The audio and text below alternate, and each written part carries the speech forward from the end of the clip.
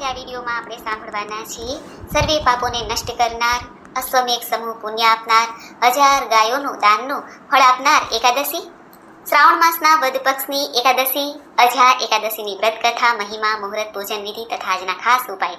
જો આપના વિડીયો પસંદ આવે તો લાઈક કરજો, શેર કરજો. આપ આ ચેનલ પહેલી વખત જોઈ રહ્યા છો તો સબસ્ક્રાઇબ કરી લેજો, જેથી આવનાર નવા વિડીયોની માહિતી આપ સુધી તુરંત પહોંચી શકે. ધન્યવાદ.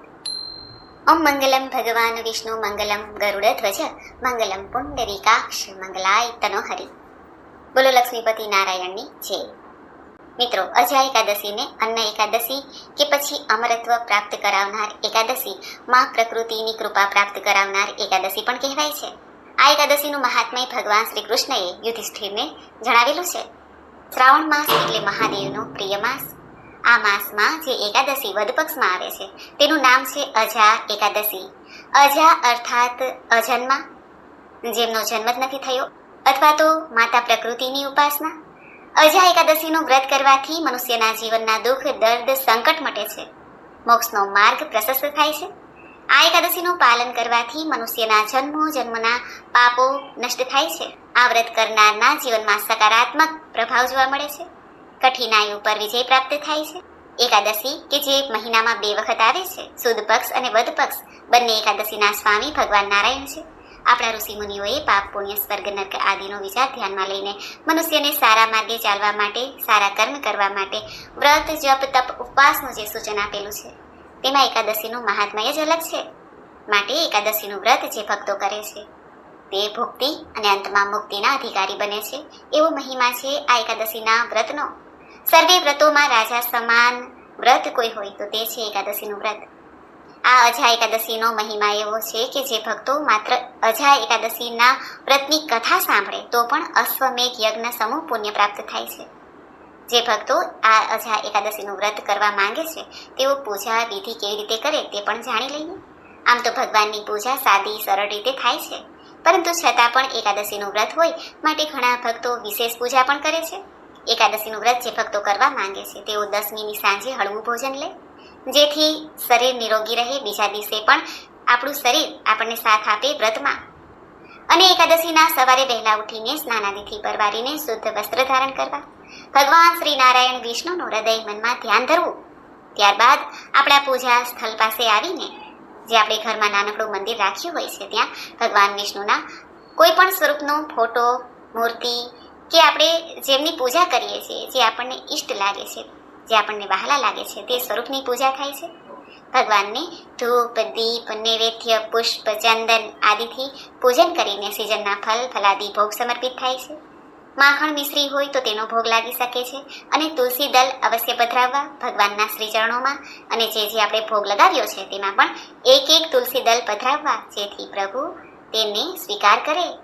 શાસ્ત્રોમાં કહેવાનું છે કે તુલસી દલ વગર પ્રભુની પૂજા થતી નથી. પરંતુ આમ જોઈ તો ભગવાન તો ભાવના ભૂખ્યા છે.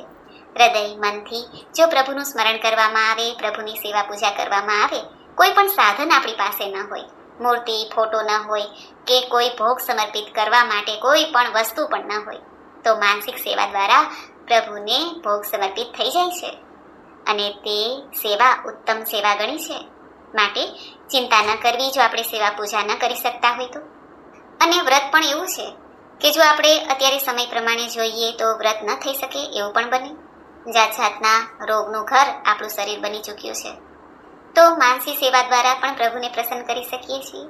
સાત્વિક ભોજન લેવું, એક ટાઈમ ભોજન પણ લઈ શકાય છે. અને જે ભક્તો ફલાહાર કરે છે, ઉપવાસ કરે છે, તેઓ એ રીતે સંકલ્પ કરે. આમ જોઈ તો ઉપવાસનો અર્થ થાય છે પ્રભુની નજીક રહેવું, નહીં કે ભૂખ્યા રહેવું. માટે આપણું મન જે માને, આપણું શરીર આપણને સાથ આપતું હોય એ રીતે સવારે સંકલ્પ કરવો, અને બીજા દિવસે જ્યારે આપણે પારણ કરીએ, બારસના દિવસે, ત્યારે સંકલ્પ છોડવો અને પ્રભુને પ્રાર્થના કરવી કે હે પ્રભુ, મેં આજે એકાદશીનું વ્રત પૂર્ણ કર્યું છે. આપ મારા સર્વે પાપ નષ્ટ કરજો. આપની કૃપા દ્રષ્ટિ મારી ઉપર બનાવી રાખજો, મારા ઘર ઉપર બનાવી રાખજો. આ રીતે પ્રાર્થના કરીને સંકલ્પ છોડવો. અને જે દક્ષિણા આપણે રાખી છે તેને દાન કરવી. ગાય માતાની સેવા કરી શકાય છે, પશુ પક્ષીની સેવા કરી શકાય છે, બ્રાહ્મણોને દાન દક્ષિણા આપી શકાય છે, અથવા તો જરૂરિયાતમંદને પણ દાન દક્ષિણા આપી શકાય છે. આપણું જે મન માને, જે આપણા ઘરમાં રિવાજ હોય એ પ્રમાણે વ્રત ઉપવાસ કરવો.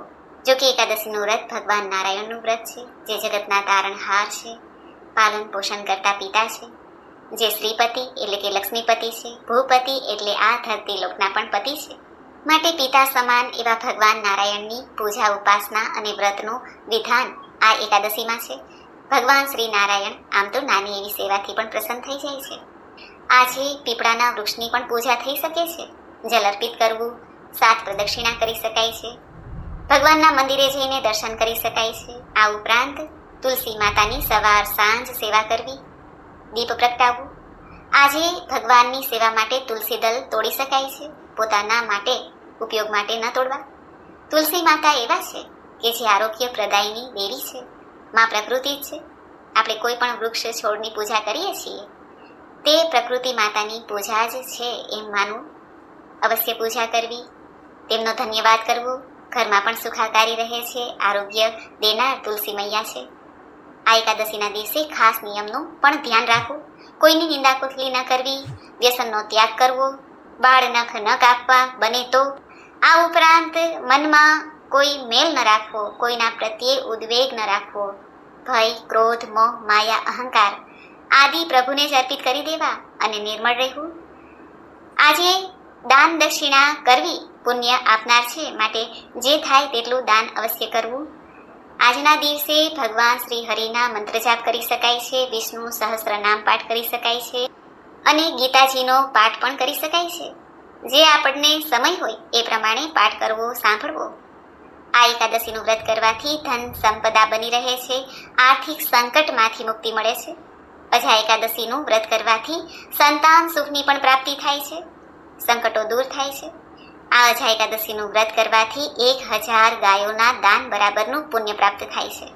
એવું વ્રત છે આ અજા એકાદશીનું વ્રત. હવે આપણે જાણી લઈએ આ દિવસે કયા ઉપાય કરવા.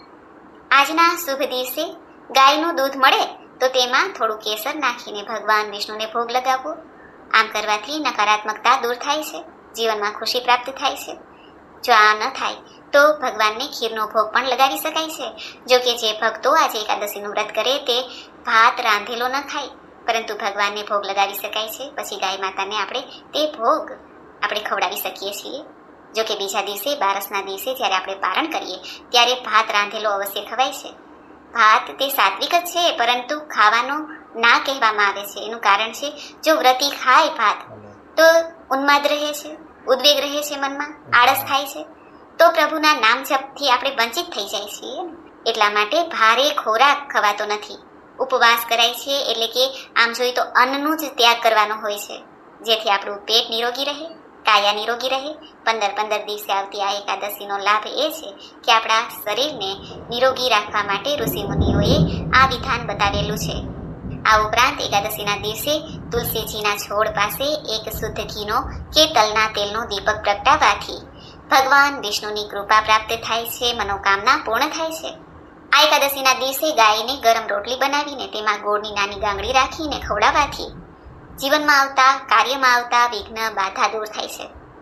હિન્દુ ધર્મની માન્યતા અનુસાર એકાદશીના દિવસે શ્રી સૂક્તનો પાઠ કરવો શુભ મનાય છે. જીવનમાં ધન ધાન્યની કમી રહેતી નથી, જે લક્ષ્મીજીને પ્રસન્ન કરનાર છે. ભગવાન વિષ્ણુજીની સાથે લક્ષ્મીજીનું પૂજન કરવાથી અખંડ લક્ષ્મીની પ્રાપ્તિ થાય છે. માટે આ એકાદશીના દિવસે અમુક ઉપાય પણ થાય છે. તો મિત્રો, આપણે સાંભળી અજા એકાદશીના મહિમા વિશે, મુહૂર્ત, પૂજન વિધિ, ઉપાય. હવે આપણે સાંભળીએ આ અજા એકાદશીની વ્રત કથા. બોલો લક્ષ્મીપતિ નારાયણની છે. એકવાર ભગવાન શ્રી કૃષ્ણને રાજા યુધિષ્ઠિર કહે છે કે હે દેવકી નંદન, શ્રાવણ માસના વદ પક્ષની એકાદશીનું નામ શું છે તે હું સાંભળવા ઈચ્છું છું. આપ મને કહો. આ સાંભળીને ભગવાન શ્રી કૃષ્ણ ધર્મરાજ યુધિષ્ઠિરને કહે છે, હે રાજન, એ કથા વિસ્તારથી હું તમને કહું છું, તે તમે એક ચિત્ત થઈને સાંભળો. શ્રાવણ માસના વદ પક્ષની એકાદશીને અજા એકાદશી કહેવાય છે, જે સમસ્ત પાપોને નષ્ટ કરનાર છે. જે મનુષ્ય નારાયણનું પૂજન કરીને આ એકાદશીનું વ્રત કરે છે, કથા સાંભળે છે, તેના સઘળા પાપ તો નષ્ટ થાય છે, પુણ્યનો ઉદય પણ થાય છે અને અંતે મોક્ષની પ્રાપ્તિ થાય છે. હે રાજન, આ એકાદશી જેવી આ લોકમાં કે પરલોકમાં કલ્યાણ કરનારી કોઈ એકાદશી નથી, કોઈ વ્રત નથી. ભગવાન શ્રી કૃષ્ણ રાજા યુધિષ્ઠિરને કહે છે આ એકાદશીનું મહાત્મ્ય. પૂર્વકાળમાં હરિશ્ચંદ્ર નામના પ્રસિદ્ધ રાજા થઈ ગયા, જે ચક્રવર્તી, સત્ય પ્રતિજ્ઞાવાળા અને આખી પૃથ્વીના અધિપતિ હતા. કોઈ દુર્ભાગ્યવશ તે પુણ્યાત્મા રાજા રાજ્ય ભ્રષ્ટ થયા, તેથી તેમના સ્ત્રી અને તેમનો પુત્ર તેમને વેચવો પડ્યો સત્યના પાલન માટે. ચાંડાલને ઘેરે વેચાઈને તેના પોતે પણ દાસ થયા અને મળદા ઉપરથી ઉતરેલા કપડાં લેવાનું કામ કરતા. એ રાજા સત્યવાદી હતા, તેથી જ તેને તેવી હાલતમાં જવું પડ્યું હતું. છતાં પણ તેને સત્ય છોડ્યું નહીં. એવી રીતે કેટલાક વર્ષો સુધી આમને આમ રાજા સમય વ્યતીત કરતા હતા. રાજાને અતિ દુઃખ વેઠવું પડ્યું હતું. તેમને ઘણી ચિંતા થતી. હું શું કરું, ક્યાં જાઉં, આ મારા દુર્ભાગ્યમાંથી હું કેવી રીતે છૂટું, આવું જ તેઓ ચિંતન કરતા રહેતા હતા અને દુઃખરૂપી સમુદ્રમાં ડૂબેલા રહેતા હતા. રાજાને આ રીતે ચિંતિત જોઈને એક વખત ગૌતમ ઋષિ તેમની પાસે આવ્યા, કારણ કે બ્રહ્માજીએ તેમને પરોપકાર માટે જ ઉત્પન્ન કરેલા. હવે આવેલા મુનિ પાસે તે રાજા પ્રણામ કરીને હાથ જોડીને ઊભા રહ્યા અને પોતાના દુઃખની સઘળી હકીકત મુનિને કહી સંભળાવી. એ પ્રકારના રાજાના વચનો સાંભળીને વિસ્મિત થયેલા ગૌતમ ઋષિએ રાજાની ઉપર કૃપા કરવા માટે જ રાજાને આ રીતે ઉપાય બતાવ્યો. ઋષિએ રાજાને અજા એકાદશીના વ્રતનો ઉપદેશ આપ્યો અને કહ્યું, હે રાજન, શ્રાવણ માસના કૃષ્ણ પક્ષની એકાદશીનું નામ અજા છે. તે પુણ્ય આપનારી ઉત્તમ એકાદશીનું વ્રત છે. તેનું વ્રત તમે કરો, તેથી તમારા પાપોનો નાશ થશે. હે રાજન, તમારા સદભાગ્યે આજથી 7મા દિવસે તે એકાદશી આવે છે. તે દિવસે તમે વ્રત કરીને રાત્રે જાગરણ કરજો. તેમ કરવાથી તમારા સર્વ પાપ નષ્ટ થઈ જશે, દુર્ભાગ્ય દૂર થશે અને સૌભાગ્યની પ્રાપ્તિ થશે. હે રાજન, તમારા પુણ્યના પ્રભાવથી જ હું તમારી પાસે આવ્યો છું. આમ કહીને મુનિ તો જતા રહ્યા. પછી મુનિના કહેવા પ્રમાણે રાજાએ ઉત્તમ વ્રત કર્યું, તેથી તત્કાળ તેમના પાપોનો નાશ થયો. ભગવાન શ્રી કૃષ્ણ યુધિષ્ઠિર રાજાને કહે છે, હે રાજન, આ વ્રતના પ્રભાવને પણ સાંભળો. આ વ્રતના પ્રભાવથી વર્ષો સુધી જે દુઃખને ભોગવવું પડે છે તે દુઃખ પણ નષ્ટ થઈ જાય છે. તેથી પેલા રાજા પણ દુઃખ રહિત થયા, પોતાની સ્ત્રીને મળ્યા અને જે પુત્ર મૃત્યુ પામ્યો હતો તે પણ સજીવન થયો. તે વખતે સ્વર્ગના નગારા વાગ્યા, પુષ્પોની વૃષ્ટિ થઈ. એકાદશીના પ્રભાવથી દુશ્મનો રહિત પોતાને રાજ્ય પાછું મળ્યું અને અંતે રાજા પોતાના પરિવારની સાથે સ્વર્ગમાં ગયા.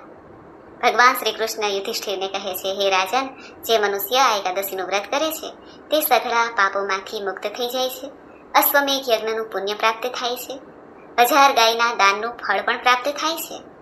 શ્રાવણ માસના વદ પક્ષની આ અજા એકાદશીનું જે મહાત્મ્ય સાંભળે છે તેને ભુક્તિ અને અંતમાં મુક્તિની પ્રાપ્તિ થાય છે. આ રીતે બ્રહ્માંડ પુરાણમાં શ્રાવણ માસના કૃષ્ણ પક્ષની અજા નામની એકાદશીનું મહાત્મ્ય કહેલું છે. બોલો ભગવાન લક્ષ્મીપતિ નારાયણની જય.